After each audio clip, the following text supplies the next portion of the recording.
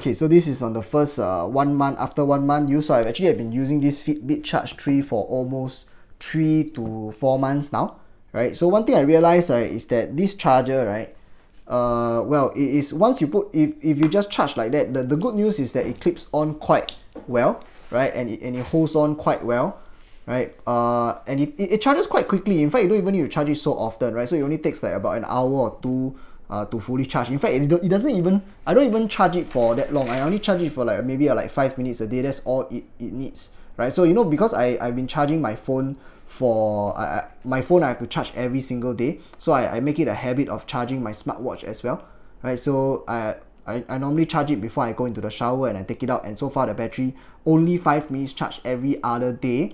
The battery is almost fully charged, right? So this battery, they claim that it lasts 7 days, right? I think that it actually lasts much longer than that. Maybe it can even last up to 10 days, right? I never actually used it for up to longer than that without charging, right? The longest I went was 3 or 4 days, and I think the battery dropped down to about 60 over percent, right? And I noticed that the battery drains faster if I'm actually using a app like exercise, right? Somehow the battery drains faster. But if I'm just wearing it and tracking the normal functions without using any of the functions in the app, it doesn't actually use as fast.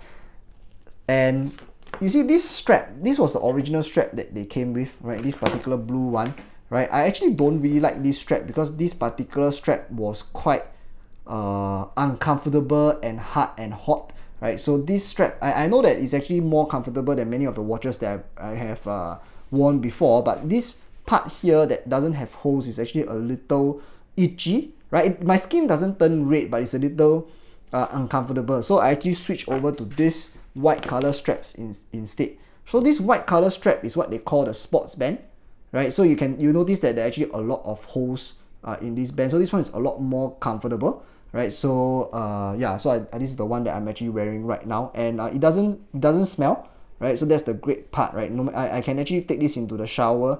It doesn't smell at all, no problem, right? They actually recommend that you take it off once per day. You're not supposed to wear it all the time. This actually does sleep tracking. So when I wore it during sleep, I think the thing is that sometimes it doesn't track properly, right? So when it doesn't track properly, I think it's because it is not it was too loose, right? So you notice that these holes, not all of them are dockable, right? Only the ones only certain holes can be used, not all of them can be used. So if you put it too tight, it becomes uncomfortable. If you put it too loose, then it can't track properly during sleep. So there's actually only one setting that is not uncomfortable and not too tight. So you can't actually use all the holes. You can only use one, right? And and it's not as comfortable as I hoped, right? I mean, I don't think that is Fitbit's fault, because I've been wearing a few watches, and until today, this is the most comfortable one to date. But even when it's the most comfortable one, I still prefer not to wear anything at all. But that said, I actually do have a ring on, right, that I wear during sleep. So maybe in terms of sleep tracking, a ring will be better, right? In terms of steps tracking, I find that it's actually quite accurate, right? Running, right, is also quite accurate. It can, compared to another tracker that I've used, the heart rate appears quite fast, right? And I think it's accurate. And but the one problem is that when I put on a cover, a third-party cover that I have put on myself, and when I sweat, right, then there's a lot of water on the Fitbit. Even though it's waterproof, but when there's water, you can't actually use it properly, right? The buttons don't work that well, so it still has to be dry when you use it. That waterproof just means that it can go through water, but doesn't mean that you can actually use it when it's in the water.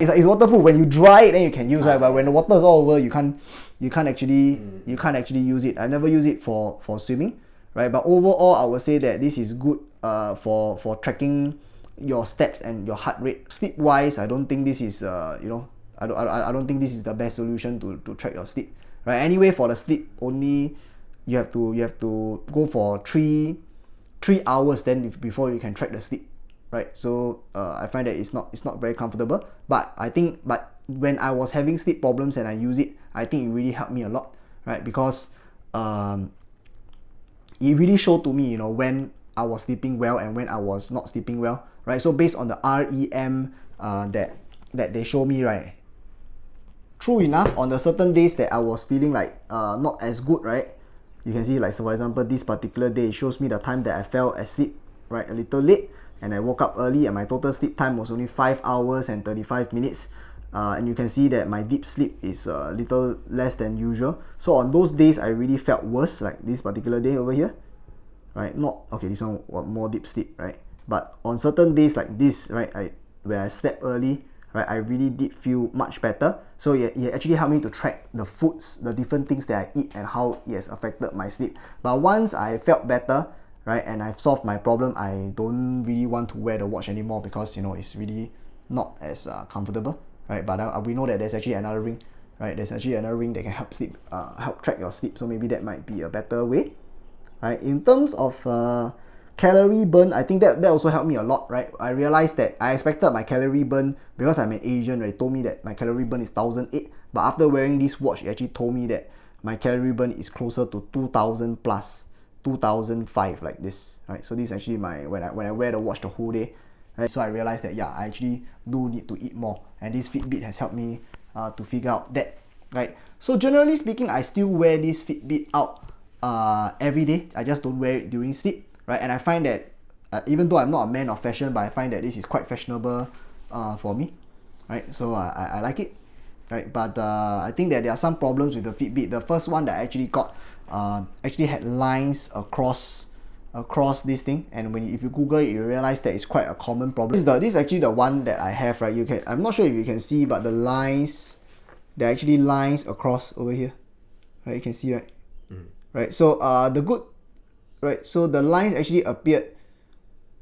There are actually 3 lines on this, right? So the first line appeared, and then after that the second line appeared, and then the third line appeared. But when the first line appeared, I actually complained to Fitbit, and then they actually sent me a new one, right? So that's great, because now you know, I actually have 2 working Fitbits, right? It's just that they actually do solve this problem, right? They send it to me in less than a week. I got the other Fitbit, right? It didn't actually come with the strap, so I would say their customer service is great, right? They just asked me to take a picture, and then after that they send me the new one, right? I could even choose a different color, but I didn't. I just wanted the same one, right? So it's actually still in working condition, right? So you do know that actually the Fitbit, you know, with a defect like that, actually turned out to be a bonus for me, right? Instead of a whole long customer service process. So they couldn't fix it, but it doesn't matter, right? Because they gave me a new one. So now I have 2 Fitbits, if you realize, for the price of 1.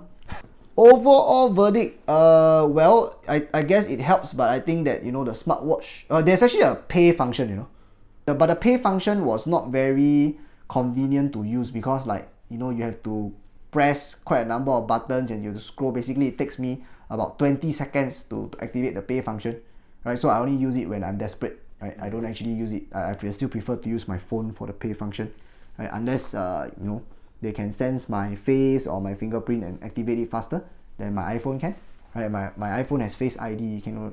You can turn on in a matter of 3 seconds and start using it, right? Overall verdict, yeah, I think it's good enough. I would prefer if I can use apps, right? So I think this fitness tracker is not what I really wanted. I wanted a all-purpose watch, but for a fitness tracker, I think this is the best there is lah.